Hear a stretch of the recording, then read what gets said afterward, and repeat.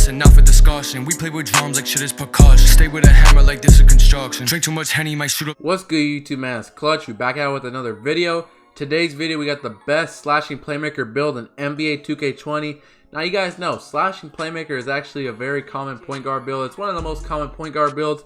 The most common are obviously offensive threat, playmaking shot creator, and the slashing playmaker, in my opinion.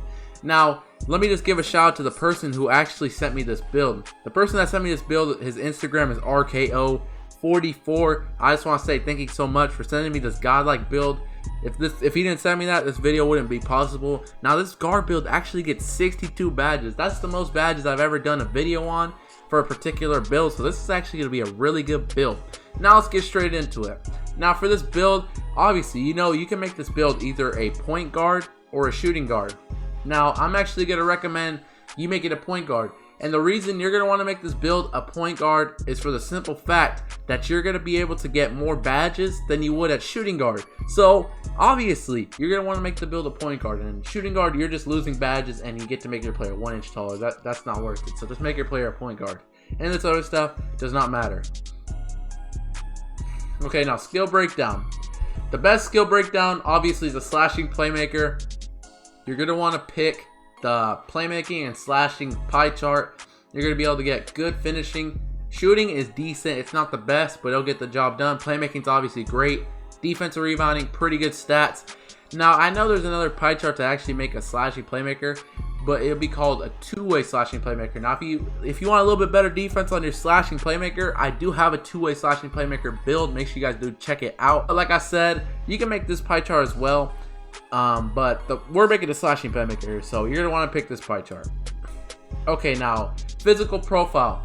Now, I know a lot of people are going to say, pick the top one. You're going to want the most speed possible. Now, this isn't a bad pie chart, but just look at the vertical, 83 vertical. That's not bad either, but I think you're better off picking this pie chart.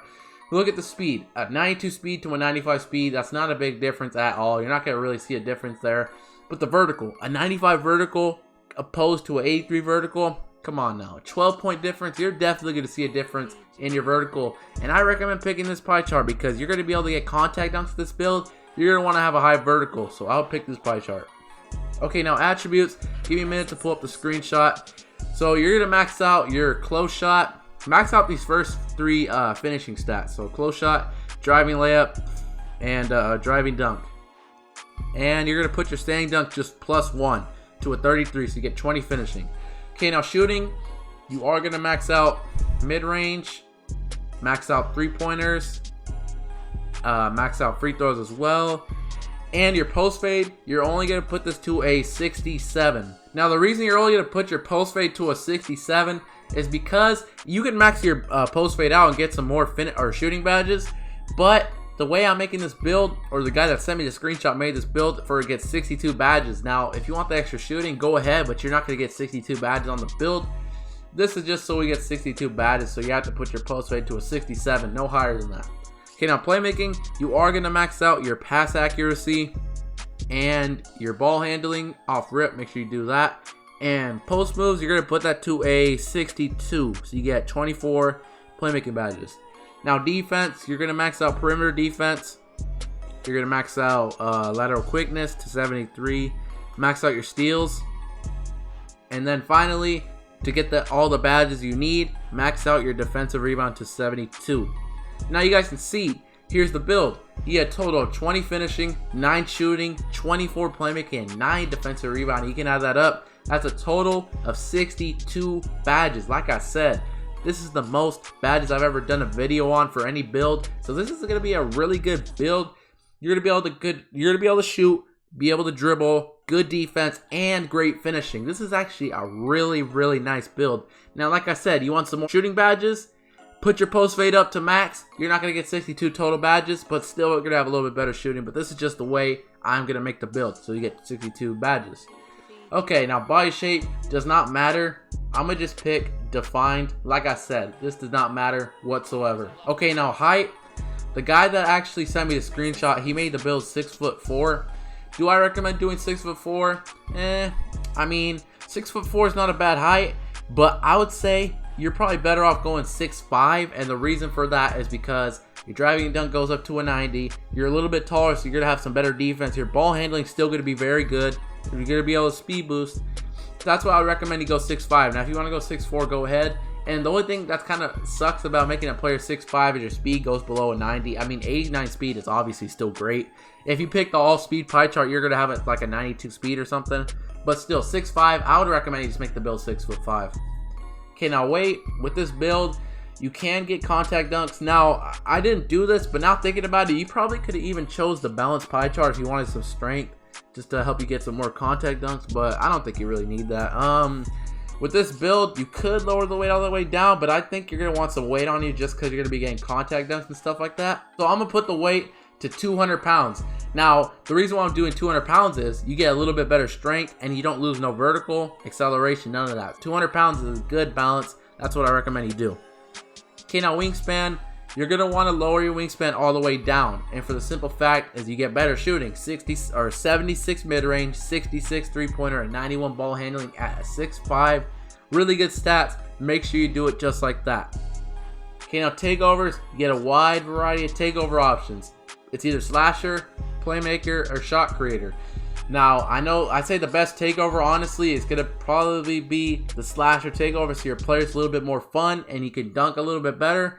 But hear me out. I know some people don't like this takeover, but your shooting is decent. It's not the best. You have a 76 midi, 66 three-pointer. I'm going to recommend you can do shot creator takeover. Like I said, you want to score a little bit better? Do the shot creator takeover. It's going to help you out. Now, if you don't want that, just pick slasher. Slashing playmaker. I think I'm going to go slasher just so your player's a little bit more fun to play with. But like I said, you want to shoot better? Pick shot creator. And you guys can see, here's the build. You have built a slashing playmaker most similar to Derrick Rose, Russell Westbrook, and Malcolm Brogdon. Very, very nice build. Derrick Rose, this is definitely a prime Derrick Rose build. Even Russell Westbrook for sure. Those comparisons definitely match. But now, we're going to get straight into the best badges for this build. If you guys are still watching this video, man, make sure you guys do subscribe. Let's pull up the sub count real quick. 7,400 subs. We'll be 74% of the way to 10K subs. So if you haven't subscribed, please do hit that subscribe button. I post every single day. And also, if you guys have any builds you guys want me to do, send me some screenshots on Instagram. My Instagram is in the description, and I'll make sure to do that and shout you out. But let's get straight into the badges now. I'll put that to 99 overall real quick. Let me take the sub count away. Okay, now finishing badges. So, like I said, you're finishing. You have a 90 driving dunk, 91 driving layup, and a 90 close shot. You're going to be able to get all the contact dunks with this build besides the big man because obviously you're not a center.